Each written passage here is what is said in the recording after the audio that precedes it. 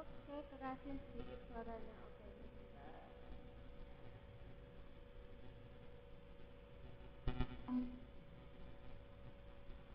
Sudah kedengaran sekarang? Sudah kedengaran kah? Masih pelan juga?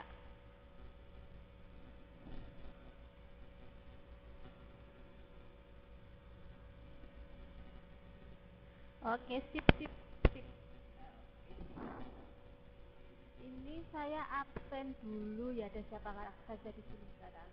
Ada Mbak Sundari, Mbak Nuryani, Mbak Ana, Mbak Lesendi, Mbak Devi, Mbak Eli, Mbak Yanti, sama Mbak Neva. Ini namanya nama asli semua kan ya?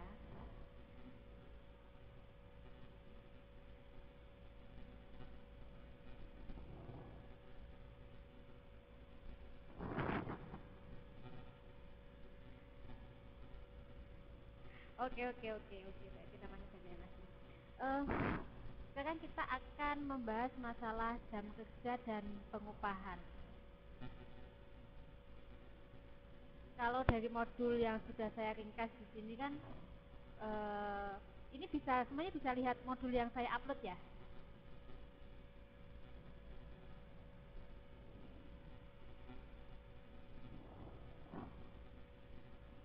Oke. Kalau di situ kan disebutkan kalau waktu kerja adalah batas waktu di mana seorang bekerja wajib.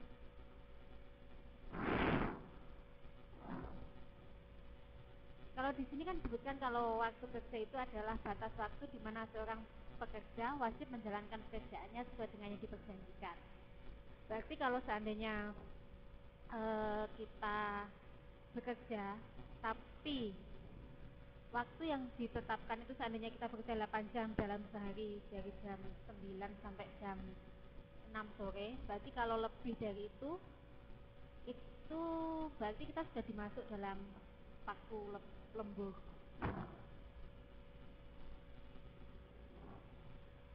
Di sini kalau saya biasanya kan selalu menanyakan untuk teman-teman selama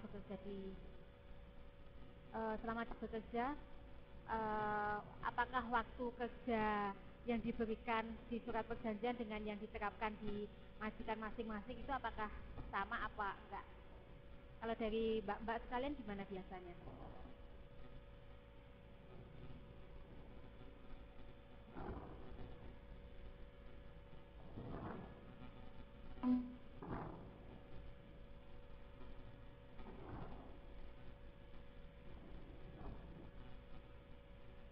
Mbak Nuryani, gini, waktu dulu kan waktu perjanjian kerja itu kan disebutkan kalau seandainya waktu kerjanya jam ada contohnya kan 8 jam, biasanya kan waktu kerja untuk tenaga kerja itu kan biasanya cuma 8 jam dalam sehari.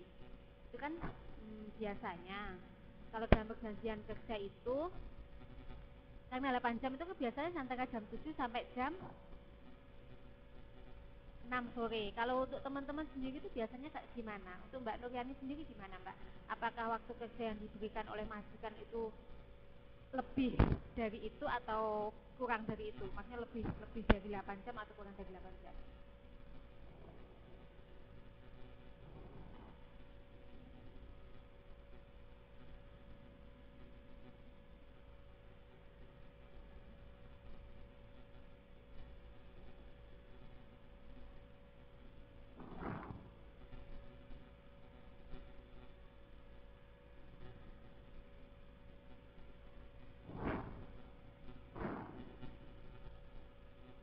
Saya coba untuk membuka mic-nya kok nggak bisa ya ini.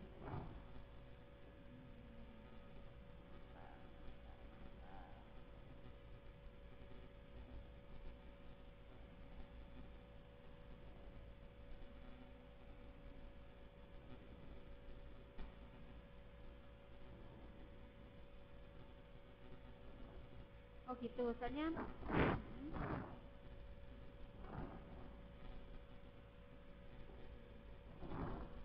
harus jaga nenek ya. Oh gitu. Kalau untuk istirahatnya mbak-mbak sekalian itu gimana? Maksudnya kalau seandainya Oke, seandainya majikan mungkin karena harus nunggu nenek atau kakek yang sedang sakit kan memang nggak bisa ditinggal. Tapi untuk istirahatnya sendiri itu gimana Mbak? Apakah majikan memberi waktu istirahat yang cukup untuk Mbak apa enggak? Apa apa ada maksudnya berarti tetap Mbak Sandinya tergantung majikan ya Mbak ya. Tapi kata-kata oh satu bisa tidur.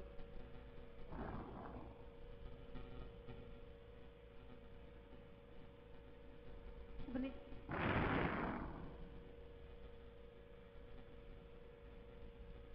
sebenarnya sih kalau kalau istirahat yang penting kerjaan dan sholat selesai.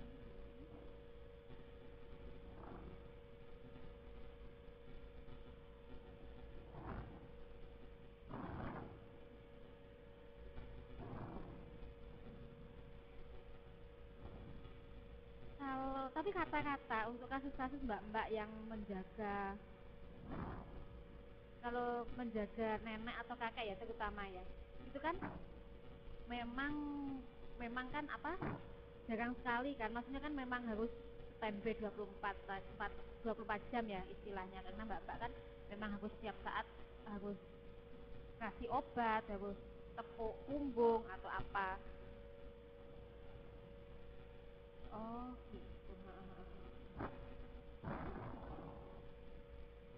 benar-benar sekali sebenarnya kalau untuk kasus-kasus menjaga orang sakit itu memang kasus-kasus spesial sih memang kita nggak bisa sesuai dengan aturan ketenagakerjaan karena itu kan istilahnya itu kan memang kita menjaga orang jadi kan memang hal utama yang harus kita perhatikan kan orangnya maksudnya kita memang memastikan kalau orang yang kita jaga itu benar-benar terjaga dengan baik tapi sebenarnya kalau untuk kasus yang caretaker ya istilahnya ya itu memang selama majikan memberi istirahat yang cukup kepada yang menjaga orang sakit itu sebenarnya sudah bagus soalnya ya itu tadi karena memang itu sudah berhubungan dengan kalau sudah dengan menyangkut orang sakit itu kan kita nggak bisa gimana-gimana tapi ya itu kembali ke sikap majikan kan memang harus benar-benar baik ke kita maksudnya kita diberi hak kita masing-masing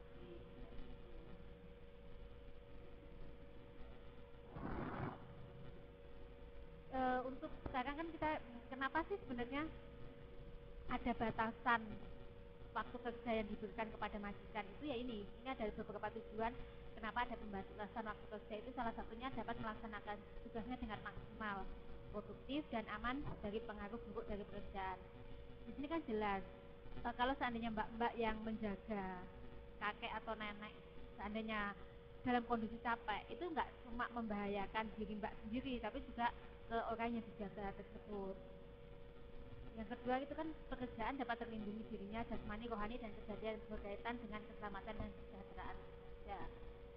Yang paling penting itu dapat bergaul dalam masyarakat sebagai makhluk sosial. Berarti kan kalau di Hong Kong sendiri kan Mbak masih diberi waktu libur setiap minggu ya Mbak ya.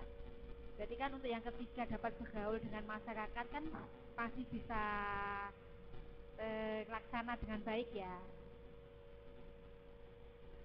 Itu mungkin yang memang harus diperhatikan kalau kita bekerja. Kita bekerja kan tidak cuma oh tergantung majikan. Iya. Kalau seandainya Mbak Sandy kan bilang kalau libur 2 kali tiap bulan itu yang 2 minggu. Berarti kan setiap minggu kan seharusnya libur sekali ya biasanya aturannya. Berarti yang 2 kali yang tidak libur itu tetap dianggap lembur ya Mbak ya? Dihitung lembur apa enggak untuk yang 2 kali tidak? Mbak Sundari nggak pernah libur. Kalau Mbak Nuryani diganti, kalau Mbak Sundari diganti juga ya. Kalau Mbak Sandy nggak diganti, memang perjanjiannya gimana Mbak? Kalau kok bisa nggak diganti untuk lembur apa? Untuk biaya apa? Biaya lemburnya?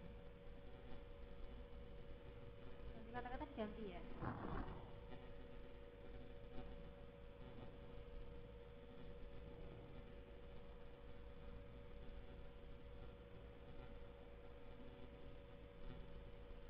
berarti ini yang dari Mbak Nuryanti, Mbak Neva sama Mbak Sendari yang nggak sama Mbak Sandy ini yang nggak diganti Mbak Sandy ya Mbak ya berarti. Mbak Sendari.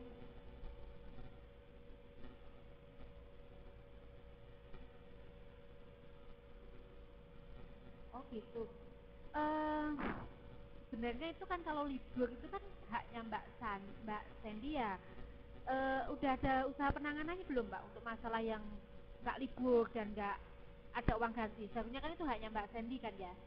Mbak Sandy kan gimana? Itu di sana kan kemarin waktu saya ke sana kan cerita-cerita ada banyak LSM yang berusaha untuk membela Mbak BMI ya di sana. Itu memang sudah berusaha untuk diadakan pembicaraan dengan majikan atau dengan neneknya supaya memang proses penggantian uang tidak libur itu dengan uang.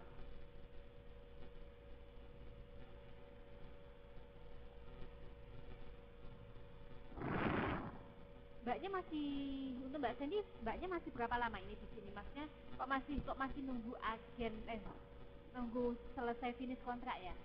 Kenapa Mbak? Kenapa nggak? Maksudnya itu kan masalah sekarang. Kenapa nggak diselesaikan sekarang aja? Ya memang karena seperti yang disebutkan dengan kita kan sebagai hak pekerja memang kita harus menjunjung tinggi hak itu dan majikan juga harus menghargainya.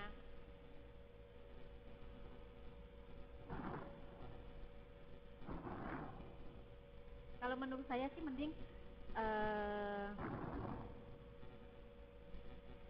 gitu. Mungkin dari teman-teman yang di sini mungkin berusaha untuk sama-sama membantu Mbak Sandy ya untuk bisa menyelesaikan masalahnya. Soalnya kalau menurut saya, kalau pengalaman saya di sini itu kalau seandainya sampai hak BMI nggak terwujud, entah itu cuti, entah itu lembur, itu memang harus segera diselesaikan. Takutnya kalau nanti ke belakang-belakang justru masalah ini tidak terselesaikan dan jangan sampai kita sebagai BMI atau kita yang sudah bekerja maksimal tapi perlakuan majikan ke kita nggak seimbang, itu nggak boleh. Jadi saat kita sudah memberikan kewajiban kita, maka kita juga harus mendapatkan hak kita.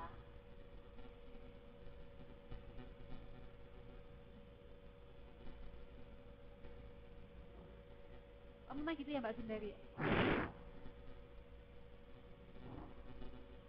Nggak apa-apa Mbak Nur, nggak apa-apa, silahkan Mbak Janti ya Mbak Janti silahkan gabung.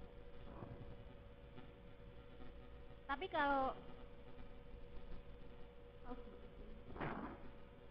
tapi kalau seandainya ini masih di kasusnya Mbak Sandy ya, itu kan kalau seandainya nanti terakhir setelah finish kontrak terus kemudian mencatat semuanya dan apa ya, baru kemudian dibicarakan terakhir waktu finish kontrak dengan agensi, biasanya ini kasus biasanya aja yang terjadi di sana ya. Apakah semua hak dari Mbak Sandy nanti akhirnya bisa didapatkan?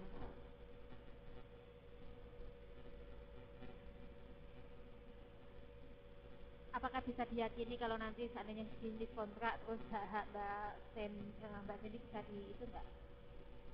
Oh gitu. Oke, kalau gitu. Kalau selama masih bisa dituntut sih menurut saya nggak masalah. Oke, kalau memang masih bisa dituntut nggak masalah Mbak. Takutnya kalau nanti terakhir-terakhir ternyata masih ada masalah di situ. Jangan sampai, maksudnya saat kita sudah bekerja dengan baik, iya itu yang paling penting, benar Mbak Neva. Buktinya yang penting.